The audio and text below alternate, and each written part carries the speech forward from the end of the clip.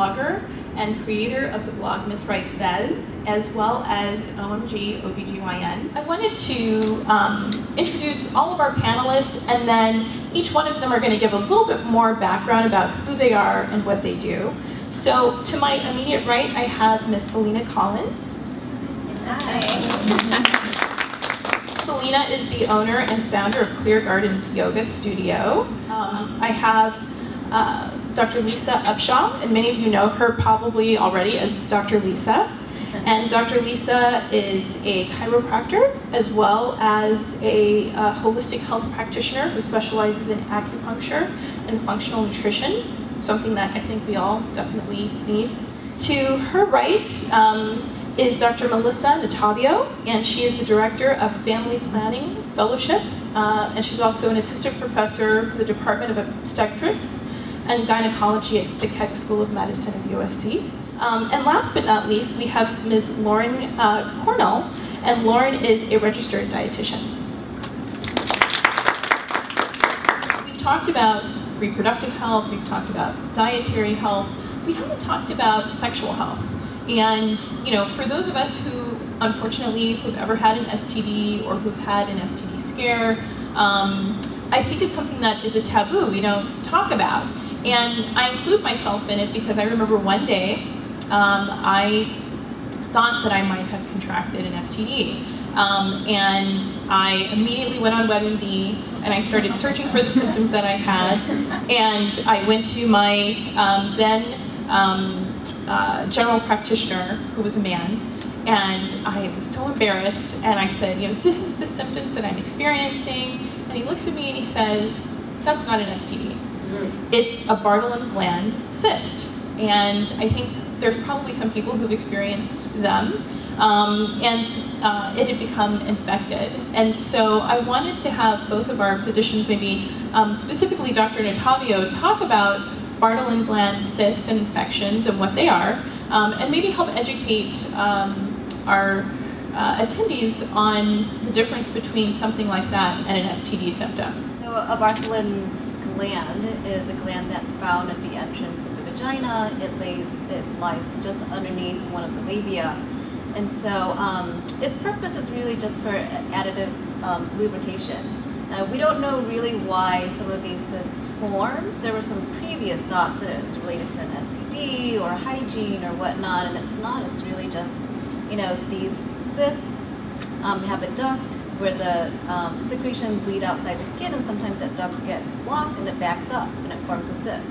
If it gets infected, then it becomes an abscess where it's very painful and it's red and inflamed. It's difficult to walk or sit. And in those situations, we recommend drainage of it if antibiotics don't work. And so that's typically the treatment of an abscess. But cysts sometimes can persist if they don't become infected and stick around for many years and not cause any problems. Usually I would recommend removal if it causes symptoms with intercourse or whatnot, or if it's become, you know, infected on a recurrent basis that it's really just so bothersome that people would like it removed at that point. But we really don't know what causes the abscess or the glands to, the cysts to form.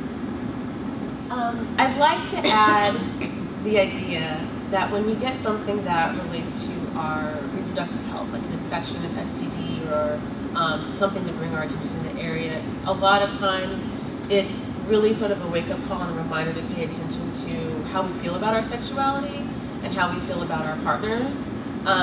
You know, again, from a mind-body perspective, you know, our body always gives us a signal and sign, and when there are times when the causes of things are unknown and the severity and the intensity of the symptoms are questionable because maybe you're healthy, then again, it's sort of like your body trying to yell at you and let you know that you need to pay a little bit more attention to, you know, possibly who you're engaging with and possibly your frame of mind that you have going into the relationship. So many people have STDs, and I think that's one thing that seems so taboo. And I know we're not directly talking about that, we're just talking about infections in general. But I think, you know, instead of making it sort of a taboo thing, if we had like a dialogue amongst girlfriends and talked about who had actually contracted something and what, and what was going on in your life at the time, and who you were with at the time, and what it really taught you about yourself.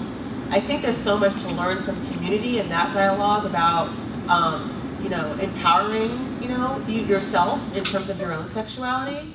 So that's just another spin that I like to add to it. Just in particular with that, with the cysts or the abscess that can occur there.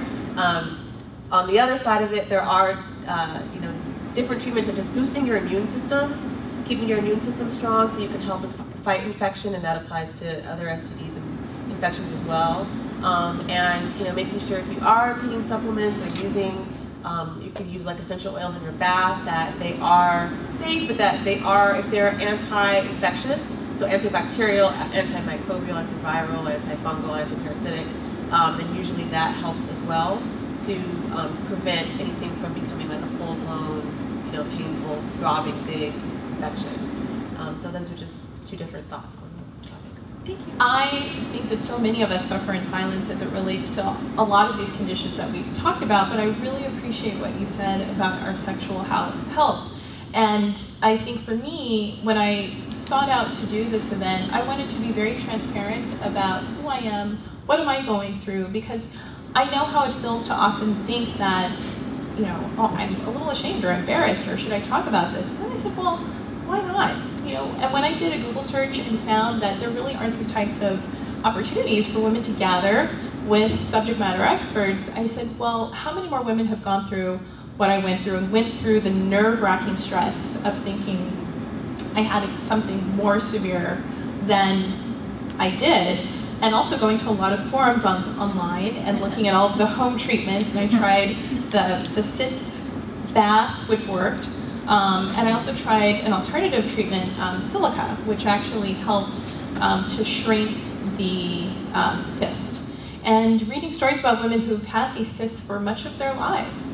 And so I shared this story with you as just one experience, and I really appreciate all of our experts for sharing all of your experiences with us. And can we give them all a round of applause?